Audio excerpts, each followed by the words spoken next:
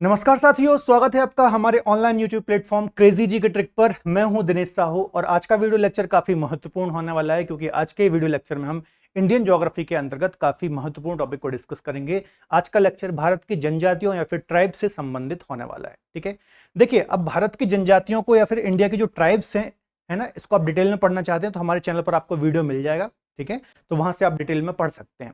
आज के video lecture में हम कम टाइप में रिवीजन के हिसाब से जितनी भी प्रमुख जनजातियां हैं भारत की, जहां से बार बार एग्जाम्स में क्वेश्चन रिपीट होते हैं, तो उनको हम डिस्कस करेंगे। थोड़ा सा हम थ्योरी का पार्ट डिस्कस करेंगे, साथ ही साथ हम एमसीक्यूज का भी पार्ट यहां पर डिस्कस करेंगे। तो वीडियो लेक्चर काफी महत्वपूर्ण होने वाला है। यदि आप रिवीजन करना चाहते हैं इस टॉपिक का तो काफी अच्छा रिवीजन आपका हो जाएगा, और यदि आप पहली बार भी पढ़ रहे हैं तो काफी अच्छे से आपको ये समझ में आने वाला है। तो वीडियो लेक्चर को आप अंत तक जरूर देखिए। ठीक है, चलिए तो टॉपिक को स्टार्ट करने से पहले कुछ जनरल डेटा हम जनजातियों के बारे में डिस्कस करते हैं जहां से एग्जाम में क्वेश्चन आते हैं। तो सबसे पहली बात, जो हमारे भारत में ट्राइब देखने को मिलती है या फिर जनजातियों का जो परसेंटेज है वो कितना है, तो सबसे पहली बात आपको एक बात याद रखनी है कि जो 2011 की सेंसस हुई थी, ठीक है, 2011 की सेंसस के जो डेटा है उसी से अभी हमें काम चलाना है क्योंकि 2021 का अभी तक डेटा हमारे पास सामने नहीं आया है। तो 2011 की सेंसस के अकॉर्डिंग हमारे भारत की जो जनसंख्या लगभग 121 करोड़ के आसपास थी, तो उसमें से लगभग 8.6% है ना, 8.6% या फिर 8.6% का जो डेटा है ये जनजातियों से संबंधित है या फिर ट्राइब से संबंधित है। ठीक है, याद रखना कि भारत की कुल जनसंख्या का 8.6% जनसंख्या कौन सी है, जनजातियां हैं या फिर ट्राइब्स हैं। ठीक है, दूसरा महत्वपूर्ण पॉइंट, सर्वाधिक ट्राइब या फिर जनसंख्या किस राज्य में निवास करती हैं, तो मध्य प्रदेश, है ना, मध्य प्रदेश एमपी राज्य जो है यहां पर सर्वाधिक जनसंख्या निवास करती है। ठीक है, लगभग आप देखेंगे 21.1% या फिर 21% आप याद कर लीजिए। मध्य प्रदेश की जनसंख्या का लगभग 21% जो जनसंख्या है वो ट्राइब्स हैं या फिर जनजातियों के अंतर्गत आती है। ठीक है, तो मध्य प्रदेश एक यदि बात करें तो ट्राइब बहुल राज्य है या फिर सर्वाधिक जनजातीय जनसंख्या वाला राज्य है, ये डेटा आपको याद रखना है। फिर क्वेश्चन आते हैं कि भैया जनजातियों का लिंगानुपात कितना था अकॉर्डिंग टू 2011 सेंसस, तो 990। ठीक है, 990 जनजातियों का सेक्स रेशो था या फिर लिंगानुपात था। ठीक है, इसका मतलब क्या होता है, इसका मतलब ये होता है कि 1000 पुरुष हैं, ठीक है, 1000 पुरुषों में कितनी महिलाएं हैं या फिर कितनी फीमेल हैं। ठीक है, इसका मतलब ये होता है सेक्स रेशो में। तो ऐसे कुछ तथ्य काफी महत्वपूर्ण होते हैं खासतौर पर ट्राइब से संबंधित, तो ये डेटा थोड़ा सा आप याद रखना। ठीक है, एक बार हम थोड़ा सा यहां पर भी डिस्कस कर लेते हैं। देखिए 2011 की जनगणना के अनुसार 8.6% जनजातियां पाई जाती हैं। ठीक है, सर्वाधिक बात करेंगे तो लगभग 21% मध्य प्रदेश में हमें जनजातियां देखने को मिलती हैं। ठीक है, सर्वाधिक जनसंख्या जनजातीय जनसंख्या वाला राज्य कौन सा है, तो मध्य प्रदेश राज्य है। ठीक है, इसके अलावा कुछ ऐसे पॉइंट भी एग्जाम में आ जाते हैं कि भारत के ऐसे कौन कौन से राज्य हैं जहां पर जनजातियां निवास नहीं करती, तो पंजाब हो गया, हरियाणा हो गया, चंडीगढ़, दिल्ली और पुडुचेरी। ठीक है, ये कुछ राज्य और यूनियन टेरिटरी हैं जहां पर जो ट्राइब्स हैं या फिर जो जनजातियां हैं ये निवास नहीं करती। ठीक है, अब ऐसा नहीं है, कुछ ऐसी डेफिनेशंस होती हैं कि थोड़ी बहुत जनजातियां पाई जा सकती हैं, है ना, लेकिन ऐसा है कि उनका जो जब जनगणना होती है तो ऐसा मतलब उसमें काउंट किया जाता है कि ना के बराबर इनकी जनसंख्या है इन राज्यों में। ठीक है, मतलब ना के बराबर मतलब पॉइंट कुछ परसेंट में जनसंख्या आएगी तो इनको सामान्यता इंक्लूड नहीं किया जाता है। ठीक है, तो ये राज्यों के नाम थोड़ा सा आपको दिमाग में रखना है। इन राज्यों में आपको ट्राइब्स देखने को नहीं मिलेंगी, जनजातियां देखने को नहीं मिलेंगी। ठीक है, इसके अलावा 990 क्या है, तो इनका सेक्स रेशो है। तो ये कुछ डेटा आपको याद रखना है। अब हम बात करें परसेंटेज में सर्वाधिक किस राज्य में जनजातियां हमें देखने को मिलती हैं, तो दो नाम याद रखना, एक तो है मिजोरम। ठीक है, मिजोरम। ठीक है, राज्यों में बात करेंगे तो मिजोरम में सर्वाधिक परसेंट में सर्वाधिक जनसंख्या देखने को मिलती है, लगभग 94.4% जो जनसंख्या है वो क्या है, ट्राइबल है यहां पर। ठीक है, और यूनियन टेरिटरी में यदि आप बात करेंगे तो लक्षद्वीप जो है, लक्षद्वीप यहां पर भी लगभग 94.4% ट्राइब निवास करते हैं। ठीक है, तो ये यूनियन टेरिटरी होगी और ये स्टेट हो गया, तो ये बात भी थोड़ा सा आपको दिमाग में रखनी है। ठीक है, तो ये कुछ जनरल सा डेटा मैंने आपको डिस्कस कराया है। आगे हम डिस्कस कर लेते हैं कि हमारी जो भारत है इसमें कितने प्रकार की प्रजातियां देखने को मिलती हैं, है ना, जो ट्राइब्स होती हैं ये कुछ प्रजातियों के अंतर्गत आती हैं। तो सामान्यतः 3 प्रकार की प्रजातियां हमारे इंडिया में आपको देखने को मिलती हैं। एक है नॉर्थ ईस्ट में पाई जाने वाली मंगोलाइड प्रजाति। ठीक है, तो नॉर्थ ईस्ट के जो मैक्सिमम ट्राइब हैं वो किसके अंतर्गत आएंगी, मंगोलाइड प्रजाति के अंतर्गत आएंगी। इनका जो नाक नक्शा होता है है ना, इनकी जो शारीरिक बनावट होती है, आप देखेंगे यहाँ पर ऊपर मंगोलिया एक देश देखने को मिलेगा, ठीक है, तो उनसे थोड़ा सा मिलती जुलती है ना, इसलिए इसको हम बोलते हैं मंगोलाइड प्रजाति। जैसे कि लेप्चा, कुकी, खांसी, ये सब इसके अंतर्गत आती है। एग्जाम में क्वेश्चन आएगा लेप्चा जनजाति किस समूह के अंतर्गत आती है, किस प्रजाति के अंतर्गत आती है, तो मंगोलाइड प्रजाति के अंतर्गत आती है, ठीक है। फिर यहां देखेंगे आप अंडमान निकोबार द्वीप समूह है, भारत का एक आइलैंड है ना, द्वीप समूह है, तो इसको हम बोलते हैं निग्रेटो प्रजाति। यहां पर जो जनजातियां पाई जाती हैं वो निग्रेटो प्रजाति की जनजातियां पाई जाती हैं। फॉर एग्जांपल जारवा जनजाति यहां पर देखने को मिलती है, ओंज जनजाति यहां पर देखने को मिलती है, शैम्पेन जनजाति यहां पर देखने को मिलती है। एग्जाम में क्वेश्चन आएगा शैम्पेन जो ट्राइब है ये किस प्रजाति के अंतर्गत आती है, तो निग्रेटो प्रजाति के अंतर्गत आती है, ठीक है। अभी हाल ही में करंट अफेयर में काफी न्यूज में थी शैम्पेन जनजाति, क्योंकि पहली बार इन्होंने लोकसभा चुनाव में मतदान किया। तो एग्जाम में क्वेश्चन आ सकता है कि हाल ही में लोकसभा चुनाव में या फिर हाल ही के चुनाव में पहली बार मतदान करने वाली जनजाति कौन सी है, तो शैम्पेन जनजाति है, ठीक है, निग्रेटो प्रजाति की है। और एक मध्य और दक्षिण भारत में पाई जाने वाली जो ये जनजाति है, गोंड हो गई, भील हो गई, संथाल वगैरह, तो ये किसके अंतर्गत आती हैं, ये आती हैं प्रोटो ऑस्ट्रेलाइड प्रजाति, ठीक है। तो प्रोटो ऑस्ट्रेलाइड प्रजाति के अंतर्गत मध्य और दक्षिण भारत की जनजातियां आ जाती हैं। तो मुख्यतः ये जो 3 प्रजातियां हैं ये आपको याद रखना है, नॉर्थ ईस्ट, अंडमान निकोबार और मध्य दक्षिण भारत, ठीक है। तो यहां से क्वेश्चन आ जाता है कि फलानी फलानी जो ट्राइब है किस प्रजाति के अंतर्गत आती है, तो ऐसे क्वेश्चन सामान्यतः एग्जाम में देखने को मिल जाते हैं, ठीक है। चलिए अब एक एक करके जो महत्वपूर्ण ट्राइब्स हैं सिर्फ हम उनको ही डिस्कस करेंगे, ठीक है। चलिए तो सबसे पहले हम डिस्कस कर लेते हैं मध्य प्रदेश की कुछ जनजातियां, ठीक है। तो मध्य प्रदेश में यदि जनजातियों की आप बात करेंगे तो कुछ जातियां यहां पर लिखी हैं, भील, गोंड, बैगा, कोल, भारिया, सहरिया। ये जो जनजातियां हैं ये मध्य प्रदेश की सबसे प्रमुख जनजातियां हैं। भील जनजाति की बात करेंगे तो मध्य प्रदेश में सर्वाधिक पाई जाने वाली क्या है, जनजाति है भील जनजाति, ठीक है, याद रखना। फिर गोंड जनजाति दूसरी सबसे बड़ी जनजाति है, बैगा, कोल, भारिया, सहरिया, ये सबसे प्रमुख जनजातियां हैं कहां की, मध्य प्रदेश की, ठीक है। थोड़ा थोड़ा इनके बारे में हम डिस्कस करते हैं।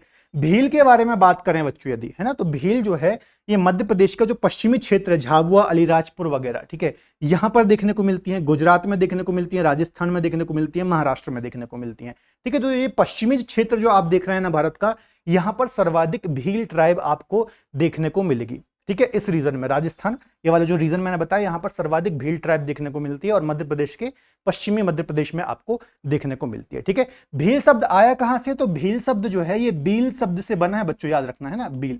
और भील का मतलब क्या होता है, तीर कमान या फिर धनुष जो होता है ना, तीर कमान धनुष बाण, इसका मतलब होता है। मतलब जो भीलों में जो पुरुष होते हैं इनका एक जो प्रमुख अस्त्र होता है वो तीर कमान होता है, धनुष होता है ना, और सामान्यतः उसका वो प्रयोग करते आ रहे हैं काफी लंबे समय से, ठीक है। तो यहां से ये शब्द आया है, याद रखना, और ये इस रीजन में ये हमें देखने को मिलते हैं, ठीक है। एक हाट है इनका, एक प्रमुख त्योहार होता है जिसको हम बोलते हैं भगोरिया, ठीक है। भगोरिया एक नृत्य भी है और एक प्रमुख हाट भी है, ठीक है। तो ये काफी प्रचलित है भीलों के मध्य में। तो एग्जाम में क्वेश्चन आ सकता है कि भगोरिया क्या है, तो भीलों का एक प्रमुख नृत्य भी है और एक भगोरिया मेले का भी आयोजन किया जाता है पश्चिमी मध्य प्रदेश के अलीराजपुर वगैरह में। तो ये जनरल सा कुछ जो पॉइंट है आपको याद रखना है, ठीक है। गोंडों की यदि हम बात करें बच्चों, तो गोंड भी एक महत्वपूर्ण ट्राइब है, ठीक है, भारत के दृष्टिकोण से भी और मध्य प्रदेश के दृष्टिकोण से भी, याद रखिएगा, ठीक है। दक्षिण भारत में भी देखने को मिलेगी ये, है ना, इस रीजन में हर जगह आपको गोंड देखने को मिल जाएंगे, ठीक है। तो गोंडों की अच्छी खासी जनसंख्या हमारे यहाँ देखने को मिलती है, दक्षिण मध्य भारत में ये हमें देखने को मिल जाते हैं, ठीक है। कहाँ कहाँ देखने को मिलेंगे, मध्य प्रदेश में, राजस्थान में, गुजरात में, तेलंगाना में, महाराष्ट्र में, इन सभी राज्यों में आपको गोंड देखने को मिल जाते हैं। तो याद रखना है ना, गोंड का जो शब्द है ये कोंड से मिलकर के बना है, याद रखिएगा, और इसका मतलब होता है पर्वतवासी, है ना, पर्वतवासी, यहां से ये शब्द आया हुआ है, ठीक है। तो ये थोड़ा सा कुछ पॉइंट आपको याद रखना है। इसके अलावा इसकी कुछ सब ट्राइब होती हैं, जैसे कि अगरिया हो गया, ठीक है, ओझा वगैरह हो गया, ठीक है। तो ये इसकी कुछ सब ट्राइब होती हैं, ये भी थोड़ा सा आपको दिमाग में रखना है, ठीक है। फिर मध्य प्रदेश की यदि हम बात करें तो बैगा हो गया, भारिया हो गया, सहरिया हो गया, ये 3 कुछ अन्य महत्वपूर्ण जनजातियां हैं किसकी, मध्य प्रदेश की। इनको हम अति पिछड़ी जनजाति के अंतर्गत भी रखते हैं, अति पिछड़ी जनजातियों के अंतर्गत हम इनको रखते हैं, ठीक है, आपको याद रखना है। भारिया के संबंध में एक क्वेश्चन आ जाता है कि ये जो है काफी पिछड़ी जनजाति और एक स्थान है इनका पातालकोट, है ना, पातालकोट नामक स्थान में ये निवास करते हैं, काफी गहराई में वो स्थान है और वहां पर इन भारिया जो लोग रहते हैं इनके लिए ये स्थान जाना जाता है। ठीक है, तो ये मध्य प्रदेश की ट्राइब हमने डिस्कस की है। आगे हम डिस्कस कर लेते हैं झारखंड की। ठीक है, झारखंड की सबसे बड़ी सबसे प्रमुख ट्राइब है संथाल। ठीक है, संथाल, हो, उराव, बेगा और मुंडा। ठीक है, संथाल हो गई, हो गई, उराव, मुंडा, ये सब कहां रहती हैं?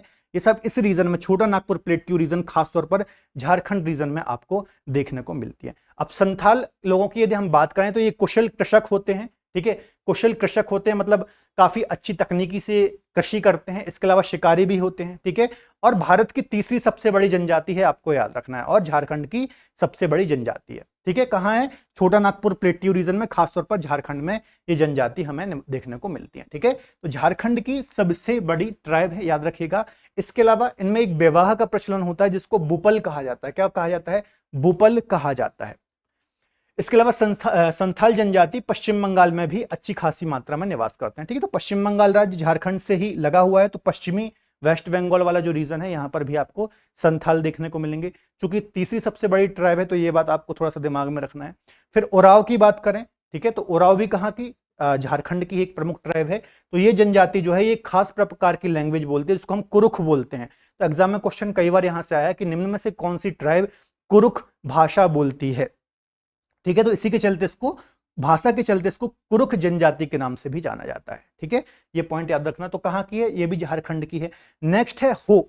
तो हो जनजाति भी झारखंड या फिर छोटा नागपुर प्लेट्यू में पाई जाने वाली एक प्रमुख ट्राइब है। यह जनजाति छोटा नागपुर क्षेत्र में निवास करती है और इस जनजाति में अंडी और ओपोरतिपी विवाह प्रचलित है। ये कुछ खास प्रकार के विवाह हैं। ठीक है, देखिए जनजातियों में बच्चों बहुत टाइप के नृत्य होते हैं, इसके अलावा बहुत सारे टाइप के विवाह प्रचलन होता है, त्योहार होते हैं। ठीक है, तो जैसे कि आप त्योहार पढ़ते हैं तो उसमें भी आप बहुत सारे त्योहार जनजातियों के पढ़ लेते हैं। ठीक है, नृत्य पढ़ते हैं तो उसमें भी पढ़ लेते हैं। ठीक है, अभी हम रिवीजन के हिसाब से सिर्फ जनजातियों पर फोकस कर रहे हैं कि कौन सी जनजाति कहाँ की है। अभी हम इन पर डिटेल में नहीं जाएंगे कि नृत्य में क्या होता है क्या नहीं होता है। तो अभी हमारा फोकस कहाँ है कि कौन सी जनजाति कहाँ की है, और सिर्फ मुख्य मुख्य जनजाति को हम यहाँ पर रिवीजन के तौर पर यहाँ पर ला रहे हैं लेक्चर। क्यों? क्योंकि अभी आप देखेंगे रेलवे का एग्जाम है, एसएससी का एग्जाम है, तो रिवीजन के दृष्टिकोण से हम कुछ टॉपिक प्लान कर रहे हैं आपके लिए ज्योग्राफी के। ठीक है, जहां से क्वेश्चन एग्जाम में देखने को मिलते हैं। ठीक है, तो संथाल, उराव, हो, ये सब जनजाति कहाँ की है? कहाँ की है? झारखंड की है। ठीक है, अब आपने एक नृत्य सुना होगा सरहुल, सॉरी एक आपने त्योहार सुना होगा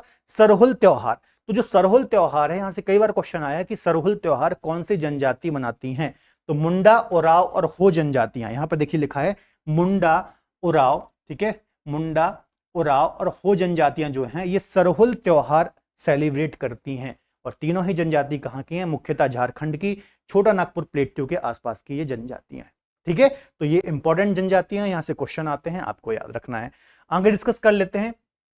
थारू, भोटिया और जौनसारी खासतौर पर उत्तराखंड की हैं, और इसमें से थारू वगैरह जो है ये तराई रीजन में यहाँ पर निवास करती हैं। तराई रीजन आपने ज्योग्राफी में पढ़ा होगा। ठीक है, हिमालय के दक्षिण में हमें देखने को मिलता है, शिवालिक के दक्षिण में, है ना, हिमालय रीजन, भावर रीजन देखने को मिलता है, तराई रीजन। तो यहाँ पर आपको देखेंगे तो ये जनजातियां निवास करती हैं। सबसे पहले हम देख लेते हैं थारू के बारे में। तो थारू जनजाति जो है, सबसे पहला पॉइंट याद रखना कि तराई रीजन में निवास करती है। ठीक है, एग्जाम में क्वेश्चन आएगा निम्न में से कौन सी ट्राइब तराई रीजन में निवास करती है, तराई प्रदेश में निवास करती है, तो कौन सी है? थारू है। कहां कहां देखने को मिलती है? तो उत्तराखंड में, उत्तर प्रदेश में और नेपाल में। नेपाल में भी ये काफी देखने को मिलती है, और तराई रीजन में देखने को मिलती है। तराई रीजन पता है ना, शिवालिक हो गया, शिवालिक के दक्षिण में भांवर होता है और भांवर के दक्षिण में तराई रीजन होता है। तो तराई रीजन में ही ये ट्राइब हमें देखने को मिलती हैं। ठीक है, ये जनजातियां उत्तराखंड के नैनीताल से उत्तर प्रदेश गोरखपुर जिले के तराई क्षेत्र में अधिक मात्रा में निवास करते हैं, और बिहार में भी ये जनजाति देखने को मिलती है। तो सामान्यतः उत्तराखंड, उत्तर प्रदेश, बिहार रीजन में जो तराई क्षेत्र है, और नेपाल में भी ये हमें देखने को मिलती हैं। ये बात आपको याद रखना है। ठीक है, अब इनके बारे में एक और विशेष तथ्य है, ठीक है, कि दिवाली का जो त्योहार होता है, ठीक है, दीपावली या फिर जो दिवाली का बच्चों ये त्योहार है, ये शोक के रूप में सेलिब्रेट करते थे। ठीक है, शोक के रूप में ये त्योहार को सेलिब्रेट करते हैं।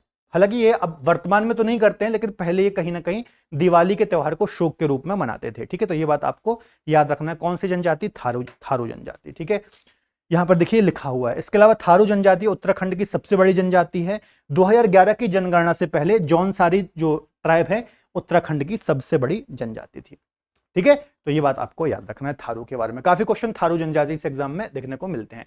अगली है भूटिया जनजाति या फिर भूटिया जनजाति। ये भी उत्तराखंड में आपको देखने को मिलेगी, तराई रीजन में आपको देखने को मिलेगी। ठीक है, ऋतु प्रवास के लिए, यहां से क्वेश्चन आता है कि ये जो ट्राइब है या फिर जनजाति है ऋतु प्रवास के लिए जानी जाती है, मतलब जब ज्यादा गर्मी पड़ती है, ठीक है, तो ग्रीष्म ऋतु में ये क्या करती हैं, ठंडे क्षेत्रों में प्रवास कर जाती हैं, ठीक है। ये लोग गर्मी के मौसम में ग्रीष्म ऋतु में क्या होते हैं, ऊंचाई के क्षेत्रों में चले जाते हैं जहां पर घास पाई जाती है, ठीक है, वहां पर चले जाते हैं ताकि गर्मी से इनको छुटकारा मिल पाए। तो कुछ टाइम के लिए ये प्रवास कर जाती हैं। तो एग्जाम में क्वेश्चन आता है निम्न में से कौन सी ट्राइब है जो ऋतु प्रवास के लिए जानी जाती है, तो भूटिया जनजाति जो कि उत्तराखंड में निवास करती है ये ऋतु प्रवास के लिए जानी जाती है। क्लियर है? चलिए, तो ये कुछ महत्वपूर्ण जनजातियां मैं आपको बता रहा हूं, ये मैं वही ट्राइब्स आपको डिस्कस करा रहा हूं जहां से बहुत ज्यादा क्वेश्चन एग्जाम में रिपीट होते हैं, ठीक है।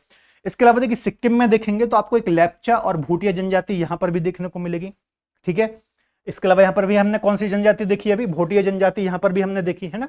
इसके अलावा आप यहां पर देखेंगे मेघालय में गारो खासी जयंतिया, कई बार हमने डिस्कस किया है, गारो खासी जयंतिया की पहाड़ियां कहां पर हैं, मेघालय राज्य में है। और यहां पर ही गारो खासी जयंतिया के नाम पे यहां पर हमें क्या देखने को मिलती है, हिल्स भी देखने को मिलती हैं और ट्राइब्स भी देखने को मिलती हैं। तो गारो खासी और जो जयंतिया नाम की ट्राइब है कहां, मेघालय में हमें देखने को मिलेंगी, ठीक है। कुकी और मैकी ट्राइब जो है ये मणिपुर में हमें देखने को मिलती हैं, कुकी और मैकी, ठीक है।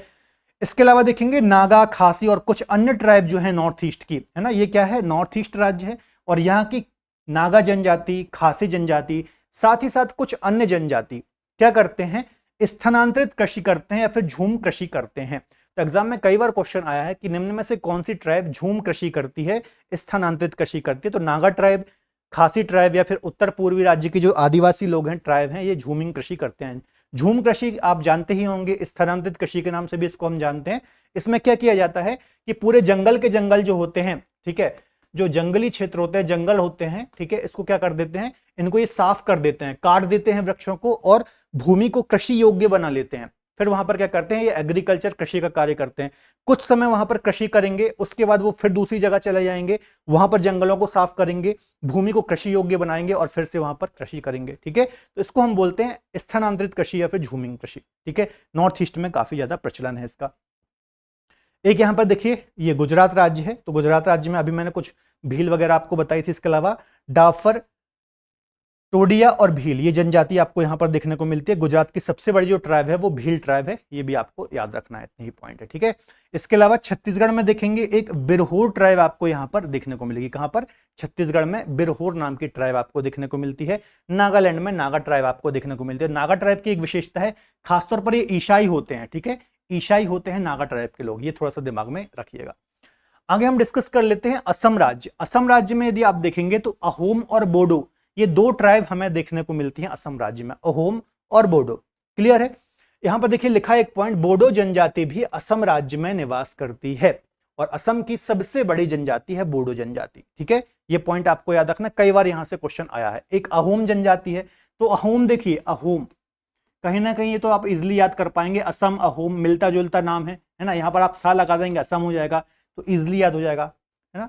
तो ये बात आपको याद रखना है। इसके अलावा कुछ अन्य नॉर्थ ईस्ट के राज्य हैं, यहाँ की जनजातियां बच्चों बहुत एग्जाम में आती हैं नॉर्थ ईस्ट की, अच्छे से आप पढ़ लेना। जैसे कि मिजोरम और त्रिपुरम में लुसाई ट्राइब है, ठीक है। अरुणाचल प्रदेश में डाफला है, ठीक है। हिमाचल प्रदेश में गद्दी है। हिमाचल प्रदेश हालांकि नॉर्थ ईस्ट में नहीं आता, यहाँ पर है, लेकिन फिर भी हमने यहाँ पर लिख रखा है, ठीक है। तो यहाँ पर बहुत सारी ट्राइब तो आपको आप देखेंगे, जैसे डफला, मिरी, अबोर, मिश्मी, ये क्या है, पहाड़ियां हैं ना अरुणाचल प्रदेश में। तो डफला नाम की एक ट्राइब भी है। गारो खासी जयंतियां हिल्स भी हैं और ट्राइब भी हैं। तो बहुत सारे नाम तो आपको ऐसे याद हो जाएंगे, है ना। तो इजिली ये बोंडो और अहोम ये इजिली याद हो जाएंगे, तो कोई बहुत ज्यादा टफ नहीं है, बस आपको थोड़ा सा राज्य के हिसाब से इनको याद करके चलना है, ठीक है। फिर एक और जनजाति आपको दक्षिण में देखने को मिलेगी, जहां से काफी क्वेश्चन आते हैं। यहां पर कौन सा पर्वत है, नीलगिरी। नीलगिरी पर्वत आपको पता होगा कौन कौन से राज्यों में फैला हुआ है, कर्नाटक में, तमिलनाडु में और केरल में, ठीक है। तो नीलगिरी क्षेत्र में आपको एक जनजाति देखने को मिलेगी, टोडा जनजाति। टोडा जनजाति की विशेषता यह है कि ये खासतौर पर पशुपालन का कार्य करते हैं और भैंस पालन का खासतौर पर कार्य करते हैं। और कहां पर रहते हैं, नीलगिरी क्षेत्र में ही निवास करते हैं। यहां से एग्जाम में क्वेश्चन आता है, निम्न में से कौन सी ट्राइब नीलगिरी क्षेत्र में निवास करती है, तो टोडा ट्राइब निवास करती है, आपको याद रखना, ठीक है। क्लियर हो गई इतनी चीज। चलिए इसके अलावा राजस्थान में भी देख लेते हैं। राजस्थान की कुछ सबसे महत्वपूर्ण जनजाति आप देखेंगे तो मीणा हो गई और भील हो गई, ये सबसे महत्वपूर्ण जनजातियां। इसके अलावा गरासिया हो गई, मंगानियर हो गई और सहरिया हो गई। तो ये कुछ अन्य महत्वपूर्ण जनजातियां हैं जो कि राजस्थान की है ना। मीणा और भील सबसे महत्वपूर्ण जनजातियां हैं, है ना। एग्जाम में क्वेश्चन आता है मीणा जनजाति किस राज्य में निवास करती है, किस राज्य की सबसे महत्वपूर्ण जनजाति है। भील जनजाति किस रीजन में, तो भील तो इस पूरे रीजन में है, ठीक है। तो अब देखिए, अब ऐसा भी याद रखिएगा कोई एक जनजाति है वो ऐसा नहीं है कि सिर्फ एक ही राज्य में निवास करेगी, और भी राज्यों में हो सकती है, पर सबसे ज्यादा कहां पाई जा रही है ये इंपॉर्टेंट हो जाता है, ठीक है। तो ये बात आपको याद रखना है। चलिए, इसके अलावा यहां पर आप देख लीजिए, यहाँ की जनजातियां काफी एग्जाम में पूछी जाती हैं। ये है अंडमान निकोबार द्वीप समूह, ठीक है। तो यहां पर आप देखेंगे सेंटिनल जनजाति है, शैंपेन जनजाति है, जारवा जनजाति है, ओंगो जनजाति है, ठीक है। सेंटिनली के बारे में आप अक्सर पढ़ते होंगे, ये आज भी मुख्य धारा से बिल्कुल कटे हुए हैं। पूर्णतः ये प्राचीन, जैसे पहले लोग रहते थे, पूरे जंगल में रहते थे, शिकार करके खाना खाते थे, है ना, बाहर की दुनिया से टोटली कटे हुए हैं। आज भी ये धनुष और बाण का यूज करते हैं शिकार करने के लिए, और कोई भी बाहरी दुनिया का आदमी इनसे कांटेक्ट करने की कोशिश करता है तो उनको धनुष बाण से वहां पर ही मार देते हैं, ठीक है। तो ये सेंटिनली जनजाति है, सेंटिनल आइलैंड यहां पर है, वहां पर ही निवास करती है, ठीक है। इसके अलावा आप देखेंगे शैंपेन जनजाति, अभी मैंने आपको बताया कि पहली बार लोकसभा चुनाव में इन्होंने वोट दिया है, तो काफी न्यूज में है। इसके अलावा जारवा और ओंगो ट्राइब यहां पर निवास करती हैं। तो ये ऐसी जनजाति हैं बच्चों जो विलुप्ति की कगार पर हैं, विलुप्त होने वाली हैं जनजाति, ठीक है। और ये किसके अंतर्गत आती है, निग्रेटो प्रजाति के अंतर्गत हमें देखने को मिलती है अंडमान निकोबार रीजन में, ठीक है। तो ये मैंने वो जनजातियां आपको डिस्कस कराई हैं जहां से एग्जाम में काफी क्वेश्चन आते हैं, और सीधा क्वेश्चन आता है निम्न में से, निम्न मतलब कोई भी फलानी फलानी जनजाति किस राज्य में निवास करती है, आपको आंसर बताना पड़ेगा।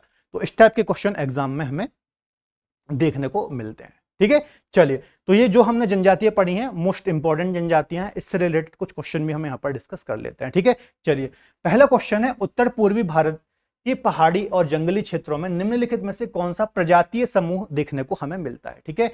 तो कहां पर नॉर्थ ईस्ट की बात हो रही है, तो हमने आपको डिस्कस कराया था कि मंगोलाइड प्रजाति आपको कहां देखने को मिलेगी, नॉर्थ ईस्ट में देखने को मिलेगी। नेक्स्ट है झूमिंग कृषि कौन सी जनजाति करती है, झूमिंग कृषि, ठीक है। तो खासी, नॉर्थ ईस्ट की जो ट्राइब हैं, खासी हो गई, नागा ट्राइब्स वगैरह हो गई, ये क्या करती हैं, झूमिंग कृषि करती हैं या फिर स्थानांतरित कृषि करती हैं। काफी क्वेश्चन यहां से आते हैं, ठीक है। संथाल तो झारखंड में देखने को मिलती हैं, ठीक है, ये सारी तो नॉर्थ ईस्ट की हैं भी नहीं।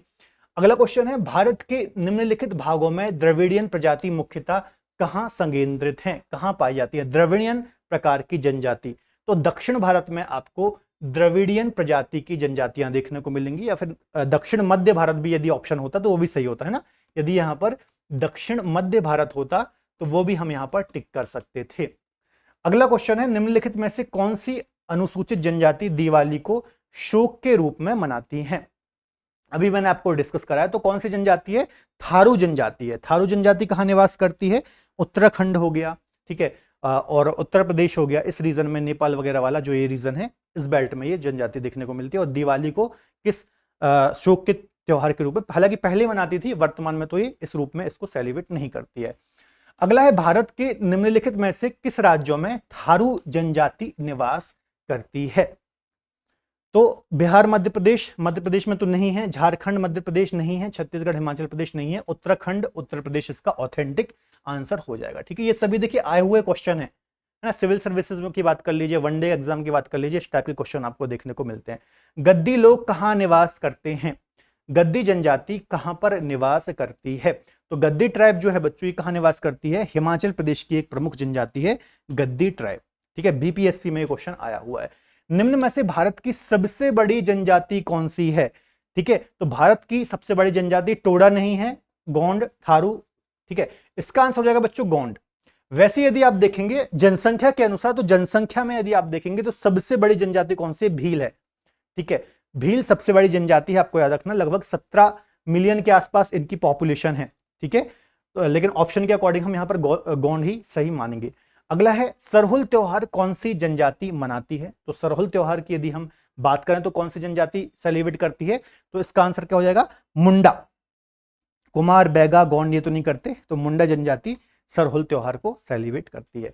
अगला है, गारो खासी जयंतिया की जो ये हिल्स भी हैं, इसके अलावा जनजातियां भी हैं, ये कहां पर निवास करती हैं। तो बहुत सिंपल क्वेश्चन है, मेघालय में निवास करती हैं। नेक्स्ट है, अहोम जनजाति भारत के किस राज्य से संबंधित हैं। तो अहोम मैंने आपको बताया था, अहोम आप लिखिए, अहोम ठीक है, और हा को सा से वो कर दीजिए तो असम हो जाएगा। ठीक है, तो असम में अहोम जनजाति ट्राइब निवास करती है। ठीक है, तो ये बच्चों हमने रिवीजन के हिसाब से टॉपिक को डिजाइन किया है। ठीक है, ऐसा नहीं है कि हमने ये पूरा पढ़ा दिया, क्योंकि इतना पढ़ के आपका ट्राइब वाला पूरा लेक्चर कवर नहीं होगा, क्योंकि बहुत सारी जनजातियां आपको भारत में देखने को मिलती है। आपको हमारे चैनल पर इसका डिटेल वीडियो मिल जाएगा, तो वो आप पढ़ सकते हैं आराम से। तो रिवीजन, यदि आप ये लेक्चर देख रहे हैं तो रिवीजन के हिसाब से आप इस लेक्चर को देख सकते हैं ना। और रिवीजन के हिसाब से भी जो मुख्य मुख्य ट्राइब्स हैं वही मैंने आपको डिस्कस कराई हैं, और क्या बताने की कोशिश की है कि इसकी कुछ प्रमुख विशेषताएं और किस राज्य में ये हमें देखने को मिलती हैं। ठीक है, तो फिलहाल आज के लेक्चर में इतना ही। कुछ अन्य लेक्चर भी हम लाएंगे, क्योंकि आपके अपकमिंग जो रेलवे और एसएससी के एग्जाम है,